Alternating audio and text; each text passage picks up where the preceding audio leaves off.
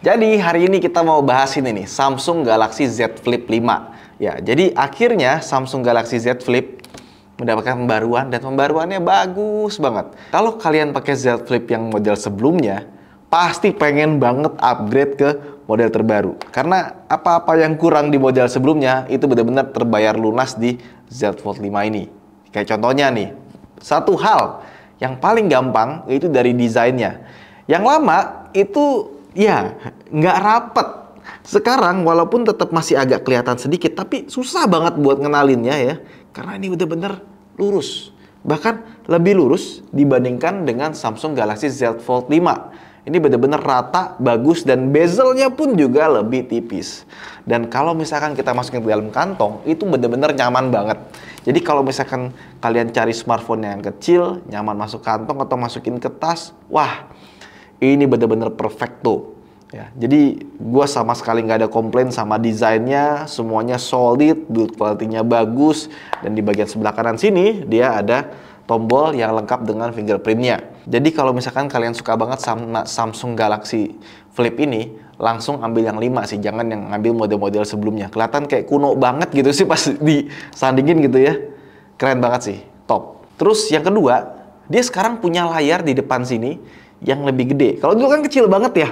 Coba bisa lihat notifikasi atau semacamnya. Ini bener-bener besar dan banyak hal yang bisa kita lakukan di sini. Bahkan mau ngetik pun juga bisa. Kayak misalkan kita mau lihat WhatsApp gitu ya, terus kita mau bales, itu bisa bales dari sini aja. Meskipun kecil karena ya HP-nya kompak juga ya kan. Cuma segede gini layarnya. Jadi banyak hal yang bisa kita lakukan di layar kecil ini tanpa kita harus buka. Kayak misalkan kita mau balas WhatsApp atau kita mau ngecek apa gitu ya, email dan kawan-kawannya, itu bisa dilakukan di sini tanpa harus kita buka. Kayak apa ya? Kayak kalau kita lagi pengen cepet ya langsung seset, udah nggak perlu buka, masukin lagi. Bener-bener praktis sih. Gue itu pernah kepikiran pakai 2 HP sekaligus ya. HP yang satu itu Samsung Galaxy Flip ini. Karena kecil, ringkes dibawa kemana-mana, nggak bikin repot. Cuma akhirnya nggak jadi dan gue balikin ke Mas Untung sih. Karena emang Z Fold 4 itu ya dibanding ini jauh banget sih. Ini langsung produktivitasnya tuh meningkat kayak 1000% gitu dibandingkan dengan yang lama. Jadi makin menarik. Dan layarnya ini itu ternyata juga banyak aplikasi yang bisa kita jalanin ya. Meskipun dia nggak ada launchernya. Jadi kita mesti geser-geser doang. Ini semuanya bisa full kita custom. Bahkan kita bisa sampai buka YouTube di sini. Jadi kita bisa nonton YouTube di layar kecil ini. Ya kebayang ya kalau misalkan kita lagi nyantai gitu di stasiun kereta, kita nontonnya begini dong, dengan satu tangan ya. Kalau ini kan kita nontonnya begini ya. Lama-lama jatuh, berat HP-nya. Ini HP-nya ringan juga dengan satu tangan begini, kayak nontonnya tuh praktis gitu loh. Iya, menyenangkan sekali sih. Dengan layar di depan ini tanpa kita buka-buka, bisa nonton YouTube, bisa nonton Netflix ya, bisa chattingan. Bener-bener kepake banget, dan untuk beberapa hal yang kita nggak perlu buka sampai gede gini ya, ini bener-bener mengasihkan gitu. Jadi kayak cara lain menggunakan smartphone sih. Tapi ada juga beberapa aplikasi sosial media yang nggak bisa. Kayak misalkan kita buka TikTok yang layarnya tinggi gitu, dia nggak bisa. Jadi ya coba beberapa aplikasi aja. Tapi udah lebih dari cukup lah buat gua. Kalau misalkan mau butuh yang itu tinggal dibuka aja seperti ini. Tapi sayangnya ada 2 hal yang bikin turn off di HP ini sih kalau buat gue ya. Yang pertama kameranya. Kameranya nggak mendapatkan upgrade yang signifikan. Jadi antara model lama sama model baru, ya performa kameranya gitu-gitu aja. Kalau dibandingkan dengan Samsung Galaxy S23 Ultra atau kita bandingkan dengan Samsung Galaxy Z Fold ya yang bisa ngelipat juga, kameranya ya agak kurang sih. Nah, cuman kita punya satu hal yang bisa jadi kayak life hack gitu ya. Misalkan kita mau foto selfie atau kita mau rekam video pakai kamera depan, kita nggak perlu buka bagian sininya. Kita bisa pakai kamera dari bagian sini. Jadi kita bisa mendapatkan hasil yang sama seperti kamera belakang, tapi karena ada layar di depannya, kualitas selfie kita jadi nggak kaleng-kaleng sob. Kualitas selfie-nya bahkan lebih baik dibandingkan dengan Samsung Galaxy S23 Ultra atau Samsung Fold yang kita kenal. Karena ya mau bagaimanapun kamera belakang dipakai buat selfie ya pasti lebih bagus dong. Dan dipakai buat video call pun juga hasilnya juga lebih baik. Cuma sayang ya nggak semua aplikasi bisa support video call pakai kamera depan ini. Ada beberapa aplikasi yang harus pakai kamera di bagian sini sih. Dan yang kedua, dia menggunakan baterai yang sama kapasitasnya dengan model sebelumnya. Baterainya cuma 3700 mAh. tidak begitu besar memang, tapi ya wajar karena juga dia bisa dilipat-lipat dan bentuknya kecil. Jadi kalau misalkan dia masukin baterai yang besar, mungkin bentuknya nggak akan sekompak ini. Dan baterainya menurut gue sih boros banget ya, karena gue kan biasa pakai yang 5000 mAh S23 Ultra. Ketika pakai 3700, rasanya agak lumayan boros. Sehari itu misalkan gue dari pagi ya, itu mungkin jam 2 jam 3 udah waktunya ngecas lagi. Tapi kalau misalkan kita jarang buka smartphone-nya, kita cuma pakai yang depan-depan sini, itu langsung bisa irit banget. Jadi misalkan dari pagi itu bisa sampai jam 6 sore.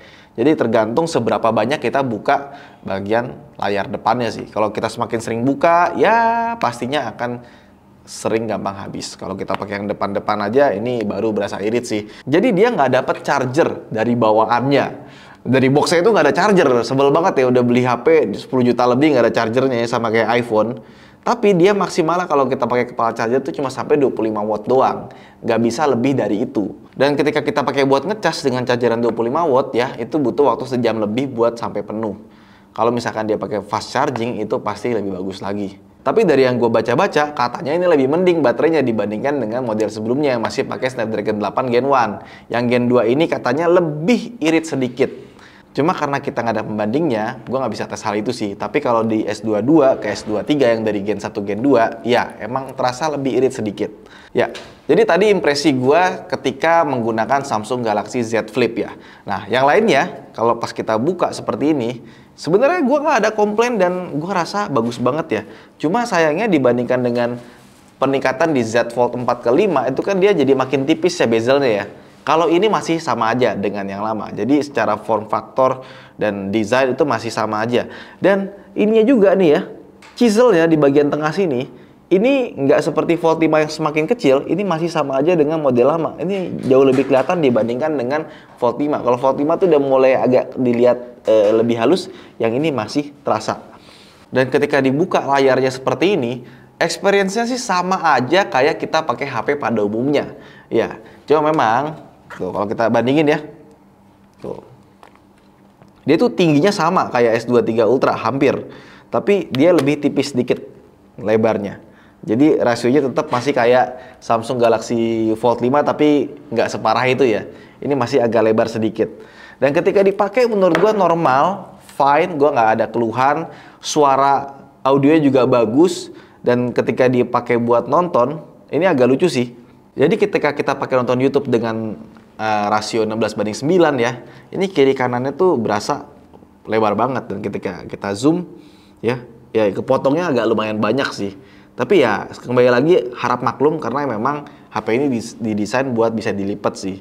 Dan ini menyenangkan loh. Apalagi ketika kita dengar suaranya, gue pikir kan suaranya bakalan kecil banget ya. Ternyata enggak. Suaranya ya lebih pelan sedikit dibandingkan dengan Samsung S23 Ultra. Dan layarnya ini juga bagus. Jadi gue nggak ada komplain sama sekali soal warnanya dan kawan-kawannya gitu ya. Emang layar Samsung itu the best. Belum ada lawan. Cuma kalau kita mau pakai yang bener-bener enak buat multimedia, rasio layar kayak gini tetap masih kurang sih. Tapi oke lah, karena kita dapat form factor yang lucu banget sih HP ini sih. Jadi sebagai HP kedua gitu ya, bukan HP utama, ini salah satu HP yang bisa gue rekomendasikan banget buat kalian. Terus gimana soal performance-nya? Tentu saja, Snapdragon 8 generasi 2 udah paling top sih, nggak ada lawan. Cuma dibandingkan dengan S23 atau mungkin kita bandingkan dengan Samsung Galaxy Z Fold, dia terasa lebih panas, bahkan cukup panas untuk Gen 2 ya. Gen 1 itu panas, Gen 2 lebih adem. Tapi dibandingkan dengan HP lain, sesama Samsung yang sama-sama pakai Gen 2, dia terasa agak lebih sedikit panas sih. Mungkin juga karena ya form faktornya ini, yang harus bisa dilipat-lipat, jadi buat ngelepas panasnya nggak sebagus itu. Ditambah belakang ini kan dia layar ya, jadi ya kayaknya itu yang bikin panas. Di bagian sini nih agak sedikit panas pas kita pakai buat main game. Pas dipakai main game sih lancar, nggak ada masalah. Cuma seperti yang gue bilang tadi, rasio 22:9-nya ini rasanya agak aneh sih, terlalu gepeng. Tapi gue yakin sih orang yang pakai HP kayak gini ya pastinya jarang pakai main game. Makanya seharusnya Samsung bikin kayak Samsung Galaxy Z Flip 5 yang Lite gitu ya, dengan spesifikasi sama, cuma prosesornya nggak usah pakai 8 Gen 2. yang agak rendah aja gitu. Mungkin Samsung bisa pakai yang Snapdragon kepala 6 gitu ya, karena gue yakin deh pasti orang yang pakai smartphone ini jarang dia pakai aplikasi-aplikasi berat atau game-game berat. Soalnya dengan rasio seperti ini pasti nggak enak dipakai buat main game. Soalnya kalau orang yang suka main game pasti belinya ya yang layar kayak gini atau Samsung Galaxy Z Fold sekalian. Kemudian yang terakhir, HP ini juga sudah tersertifikasi IPX8. Jadi kalau misalkan kita bawa ke tempat yang berair atau kita bawa berenang, terus kecelup ya, tenang. Dia bisa di 1,5 meter sampai 30 menitan masih aman lah. Jadi kesimpulannya gimana soal Samsung Galaxy Z Flip 5 ini? Nah, buat teman-teman yang dulu pengen beli Samsung Galaxy Z Flip 4 tapi masih mikir-mikir karena wah kurang ini, kurang itu, di model yang terbaru ini sudah jadi jauh lebih bagus. Dan buat yang punya Samsung Galaxy Z Flip 4, gue yakin sih ketika kalian upgrade ke 5, itu terasa sih. Dari desainnya terutama ya, yang sekarang jadi lebih tipis, nggak ada kebukanya di bagian sini. Dan layarnya ini akan mengubah cara Anda menggunakan Samsung Galaxy Z Flip. Yang tadinya dikit-dikit dibuka, ditutup, dibuka, ditutup, dibuka, tutup. Sekarang kalau ada WhatsApp, lihat, oh oke, nggak penting, tinggal skip. Ada ini, oh oke, ada apa lagi nih? Nggak penting, tinggal skip. Yang tadinya cuma kecil doang di sini ya, sekarang udah jadi besar. Dan gue harap nanti di generasi berikutnya, dia akan jadi lebih besar lagi. Mungkin nanti layarnya bisa sampai full ya kan? Kita nggak tahu gitu. Mungkin nggak lama lagi, tahun depan atau 2 tahun lagi, gue yakin, seyakin-yakinnya pasti ke depan dia layarnya bakal bisa gede banget. Itu aja mungkin vlog kita kali ini. Jangan lupa untuk like dan subscribe. Saya Ridho Hanif. Sampai jumpa di vlog berikutnya. Bye-bye.